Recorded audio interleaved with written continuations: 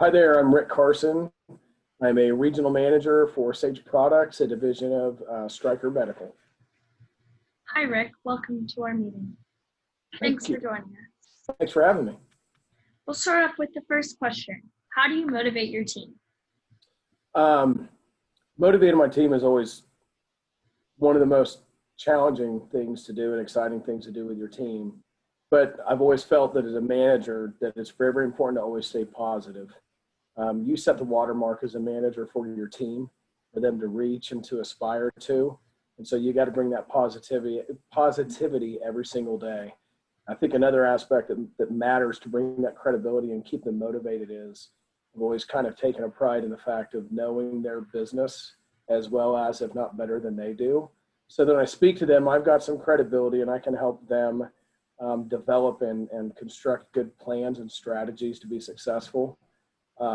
They know that I'll jump in the fire with them. And I think when people know they have somebody that they are held accountable to, that they become more easily motivated. And then there's also other tools that we get to use internally lots of times, like I'll do some internal competitions within the team because I think good team competition does two things. I think it brings out the best in people, and it also is a way to bring the team together and start to work collectively as a team. And then, of course, as a company, we have some corporate contests that usually happen on a quarterly basis for individuals to aspire to so they can reach certain goals and have cash payouts or some prizes and things like that. Awesome. Great to hear. What advice would you give to someone who wants to be a manager?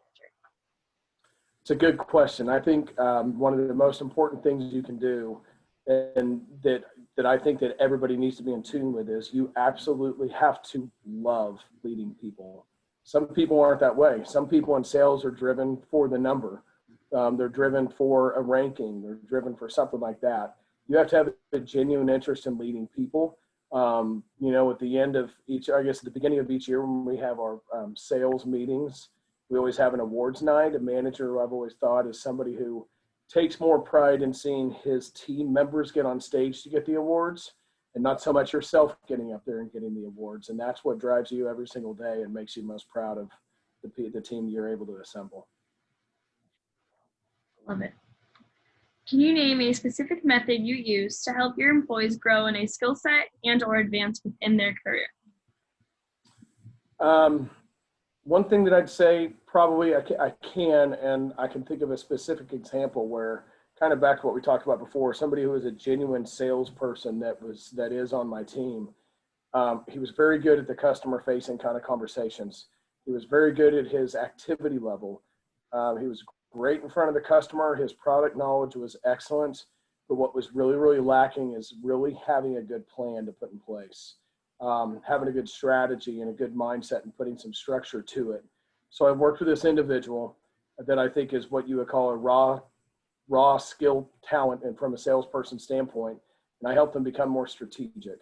And that was, really defining what the goal was going to look like, coming up with the plan, the steps to be able to achieve that, and then putting incremental kind of timelines to achieve each task along the way to make sure that we were moving the objective towards getting the business and being able to reach that goal. So it was just about being more strategic and analytical. Really. That's awesome. What are the most important attributes of a successful leader? I think the most important attributes for a sales leader, if somebody should choose to go down that path, is back to the point, is really have to take a genuine interest in your team. I think both professionally and personally. We'd like to call that being really empathetic to the individual, empathetic to situations, being able to help them, navigate through all those types of situations. You've got to be able to take pride in developing each individual, knowing that each individual is unique. You're not wanting to take a team and make robots out of them. You want to appreciate each person for their natural innate ability to be able to sell and how they're able to best connect with a customer, close a deal, stay motivated, anything like that. And I think one of the most important attributes is by loving that diversity within your sales team and not making robots, because that's not what we do. How do you delegate tasks to the team without overloading your top performers? What I try to do is I like to delegate tasks a couple different ways. Number one, people who are the experts on the team. Somebody's always good, really, really good at something, and everybody should always have the mentality that you can always learn something from somebody else. We're not the best at everything, and have that open mind to be able to do that. So I like to take people who are really, really good at something and give them a task to where they can teach others on the team how maybe they can sharpen their skill set a little bit and get good in a couple different ways. The other thing I like to do is take people who I know when they're struggling, and without making it towards negative reinforcement, making it more positive, constructive reinforcement, giving them a task that I know will help make them more well-rounded, and then communicate what those learnings and findings may be out to the team. So then we all take a collaborative effort on everybody's success. That's awesome. What resource have you found particularly helpful in your career as a leader? Like a training, a book, mentor, and how did you find this useful? First thing, back to the point of collaboration, I think it's very, very important to ask other people and always aspire, seek out the people, whether you're being a salesperson, whether you're being a leader in an organization, seek out from others who you look up to and ask them what they turn towards. It's back to, we don't all have all the answers. Ask them where they pulled motivation, where they pulled some tricks of the trade or whatever that have made them more well-rounded. So I think number one, it's important to start with that. Number two, use your own genuine interest in something, obviously, to kind of light that fire as well. One book that I really, really like that has been very, very useful for my team is one called Never Split the Difference, and it's by Chris Voss. He is a ex-CIA agent, and his forte was negotiating hostage releases and hostage crises in times of war. And he talks about, in this, obviously, he talks about tricks of the trade and learning some mastery behind negotiation, which is the key to every sales organization when you're talking about price or differentiating from the competition or something like that. And then we're fortunate with Stryker to have a tool called Gallup. And what Gallup does is it helps tap into your team and what each person's strengths are, so you can really, really try to highlight and emphasize those strengths, so you put the best foot forward for each individual based upon that skill set that they have. Those have been probably the two best for me. What character traits do you find most beneficial as a leader and team member? From a team member standpoint, going back the other way, knowing that they're a piece of the puzzle, right? If you have 8 people on a team, I always look at it like it's a pie, and you have a full pie, and each person represents one of it. And the only way to have that full pie is that each person, or 8 people in this scenario, are all working towards a goal, and that's being the best that they can be, and that's driving a number. Most importantly, is taking care of the customer and making sure that you do that. And I think from a team member standpoint, that out in the field, that you have the trust and know that your team members are doing that on a day-to-day basis. Behind the scenes, as a regional group like us, that each team member is vested in each other's success as well. That brings a good team together. And I think from a leader standpoint, I think what a leader has to do is define kind of 2 traits. Number one is being empathetic, like we talked about. And then the second one would be being ego-driven. And when I talk about being ego-driven, I don't mean that you have a big ego or a big head. It means that you have a strong, strong desire to succeed. And you have to be able to marry those and blend those 2 together to say, I want to be as successful as I can, but I will always be empathetic to my customer, to my team, and my organization as well. I think that really are probably the 2 traits that work the best. I would agree with you. What's a lesson you learned later on in your career that you wish you would have known when you first got started?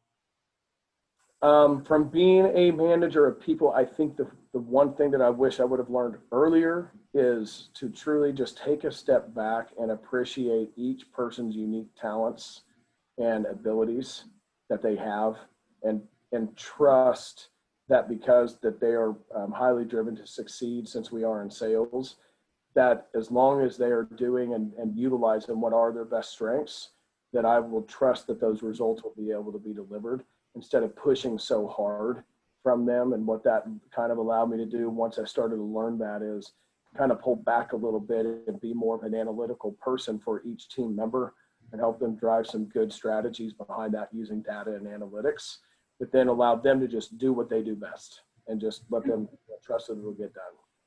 Awesome. How has your management style changed since you first became a leader? I think that would probably be, that kind of fits exactly what we were saying. Instead of being such a driver, it was being turning more to more of a collaborator with them. That's the key. Is once you put all the ingredients together, then I think it does allow you to do that. And I've been fortunate to be able to have a lot of great pieces around me now that do so much great work. That allows me to be more of an analytical person for them, and let them, like I said, just go out there every day and just give their best to the customer and for the organization. Okay, and last one. What is the biggest challenge you experienced after becoming a manager, and how did you deal with it? The biggest challenge I had, because of the nature of our business, there's a lot of travel, and I always traveled as a sales rep. But then instead of covering one state, I ended up covering 8 states. And I thought that I had a really good handle on what that travel would be, both the stresses and the strains, not just to me, but also back at home to my family. And in the beginning, that was the biggest challenge. It's just a complete change. One thing to get in a car and drive somewhere, a different to be on an airplane and at the mercy of the airlines. And is a flight going to cancel? And are you going to miss an appointment? Or are you going to miss a child's event? Or are you going to miss dinner with your spouse or something like that? And then the other piece is just when you do have a team and they need you, you have that sense of feeling like, oh my gosh, I've got to be there for them right now. And there were just a lot of pieces that started moving around at the drop of a hat. And you're on a plane and you're flying and you're doing anything you can to help others succeed. That was the hardest part in the beginning. And it honestly took about 12 months to get used to.